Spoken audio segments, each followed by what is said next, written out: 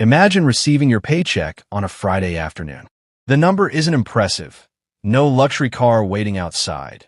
No six-figure portfolio. No side business quietly generating income while you sleep. Just an ordinary paycheck. And almost immediately, the anxiety creeps in. Rent, food, bills. The math never quite works, and every month feels like a race against a clock that runs too fast. Now picture someone else. Same income, same ordinary job, same ordinary life, except he sleeps peacefully. He isn't checking his balance every hour. He isn't panicking at every unexpected expense. What does he know that you don't? Most people assume wealth starts with earning more. The Japanese discovered something different. Wealth starts with how you think about money. In post-war Japan, families had almost nothing. The country was devastated, resources scarce, salaries modest. Yet over decades, Japan built one of the strongest saving cultures in the world. Not because everyone got rich, because people learned a system, one built not for millionaires or investors, but for ordinary people with ordinary paychecks. The leaking bucket. Picture yourself at a well, lowering a bucket into the water each day. The water is your income. The bucket is your life. Now imagine tiny, almost invisible holes in that bucket. A subscription here, the delivery fee there, a coffee you didn't need, a discount you bought simply because it was on sale. Each hole seems harmless. But by the time you get home, half the water is gone. Most people think they have an income problem. Many actually have a leaking bucket problem.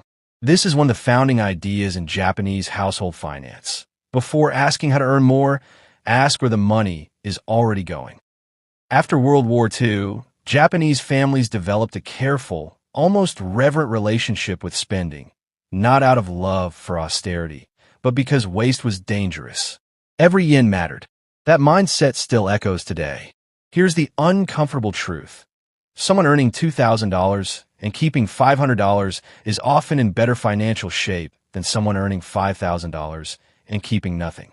But modern culture celebrates the size of the bucket, not the leaks.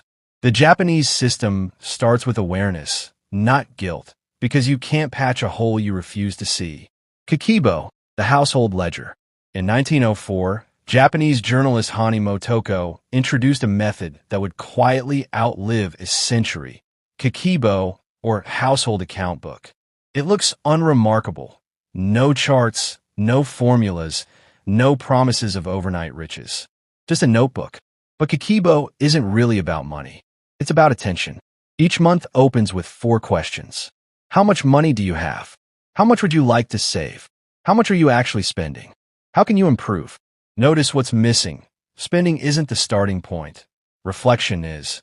Modern consumer habits run on buy first, think later. Kakeibo flips that order entirely. Picture walking into a supermarket. Discounts everywhere. Your brain lights up with urgency. Kakeibo just asks one quiet question. Do I actually need this? That question matters because spending is rarely about need. It's about feeling. Stress, boredom, loneliness, comparison. The purchase is often just an attempt to change a mood. Once you can name the feeling behind a purchase, you take back control of the purchase itself. The bamboo principle. A bamboo stalk looks thin and fragile, yet it survives violent storms. The secret is underground. Bamboo spends years building root systems before it ever grows tall. Most people treat savings the same backward way they treat bamboo if they only looked at the stalk. Spend first, save whatever's left. Usually nothing is left. The Japanese approach reverses it. Save first, spend what remains. It sounds small, but it rewires the psychology completely. The moment your paycheck lands, a portion moves to savings before it touches your hands. Not a painful amount, just enough to build the habit. The rest becomes your actual spending limit. I don't earn enough to save is exactly the trap this system is built to escape. The goal isn't the amount, it's the identity. Someone saving $10 every month consistently is building more real financial strength than someone saving nothing while waiting to make it. Bamboo doesn't shoot up overnight. It grows quietly every single day until one day it's unshakable. The convenience trap. Modern convenience doesn't look dangerous. It looks helpful. One-tap food delivery. Buy now, pay later. Same day shipping. But the real danger isn't convenience itself. It's unconscious convenience. Traditional Japanese habits, cooking at home, walking instead of driving, repairing instead of replacing, can look old-fashioned to outsiders. But they preserve something valuable, the link between effort and spending. When that link disappears, money disappears with it. You tap once, the food arrives, the charge vanishes from view. The pain of paying and the act of paying become disconnected, and your brain stops registering the loss. Every small convenience is a stream pulling water from your financial future. One stream feels harmless. 10 become a flood. You don't go broke from one purchase. You go broke from 1,000 invisible ones. Friction isn't the enemy here. It's the early warning system. Friction creates awareness. Awareness creates discipline. And discipline is what eventually buys you freedom. The rice grain principle. There's an old Japanese saying, even dust piled up becomes a mountain. People usually apply that to ambition, rarely to money. A single grain of rice means nothing. Millions of grains feed villages. Wealth works the same way, except most people are chasing the dramatic win, the promotion, the lucky investment, the breakthrough. Meanwhile, the Real Foundation is built from things that look too small to matter. A dollar saved, a purchase skipped, a meal cooked instead of ordered, a subscription canceled. None of these moves the needle alone. Together, they become the mountain. Japanese financial philosophy doesn't chase transformation. It respects accumulation. No mountain was built from one boulder. It was built from dust, one grain at a time. The lantern in the dark. Imagine walking through a forest at night with only a small lantern. It shows you a few steps ahead, nothing more. Most people want the whole road lit before they'll take a single step. They want certainty before they'll save a single dollar. But financial progress doesn't work that way. Retirement, a home, an emergency fund, staring at the whole mountain is paralyzing. The Japanese approach is quieter. Focus on the next step, not the entire journey. Save this week. Track this month. Cut one expense. Cook one more meal at home. That's enough, because the path reveals itself as you walk it. You don't need a perfect income or perfect timing. You need motion. The teacup. There's a lesson in a simple teacup.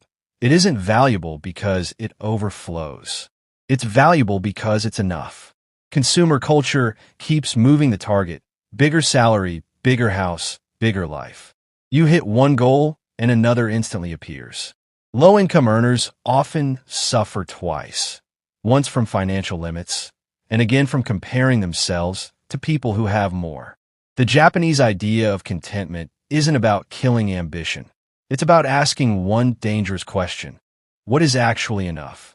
Once you can answer that honestly, the chase loses its grip. You stop buying for status. You start building a life that's actually yours. Someone who earns little but understands enough often lives with more peace than someone wealthy who never feels satisfied, because peace was never about income. It's about your relationship with money, with desire, and with enough. The Japanese money system was never really about getting rich. It was about getting stable, calm, intentional, in control. The real financial skill isn't earning money. It's stewardship, keeping it, respecting it, growing it slowly, the way a farmer tends a single seed knowing it will become a forest. Financial freedom doesn't start with a windfall. It starts with 1 yen, and your future starts with one decision. So, if you could change just one money habit starting today, what would it be? Tracking your spending? Saving first? Cooking at home? Skipping one impulse buy? Every mountain starts with a single grain of dust. Every fortune starts with a single step.